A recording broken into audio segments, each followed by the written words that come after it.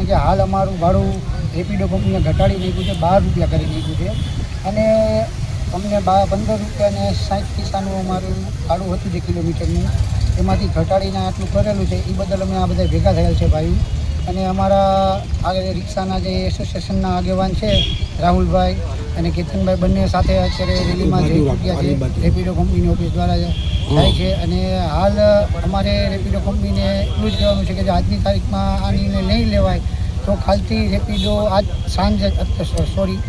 અત્યારથી જ અમે તમામ 450 રેપિડો કેપ્ટન અહીંયા ભેગા થયા છીએ. એ તમામ રેપિડો ડિલીટ કરી દઈશું અને આગામી દિવસોમાં રેપિડો અમે નહીં ચાલુ કરી.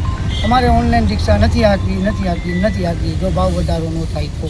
અમારે ભાવ વધારો થાય તો જ અમારે સરકાર માન્ય 18 રૂપિયા છતાં અમે 15 રૂપિયા 60 પૈસે અમે કિલોમીટર રેપિડોમાં ચલાવીએ છીએ. તો પણ અત્યારે રેપિડો કંપની અમારા એમાં 12 રૂપિયા કરી નાખ્યા. તો હજી અમારે કેટલું સહન કરવાનું છે?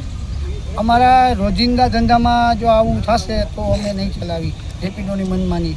અત્યારે રેપિડો કંપનીમાં મેં પોતે જ 3 દી પહેલાં ફોન કરેલો છે કે સાહેબ શેના માટે મને બેન લગાવ્યો, તો કે તમે કસ્ટમરને પિકઅપ ન કરો. મેં કોઈ કસ્ટમરને મેં જાણ કરેલી હતી કે સાહેબ મારે આવી જાય તો અમે કસ્ટમરની સહાય કરશી, તમારી રિક્ષાવાળાની સહાય નહીં કરી.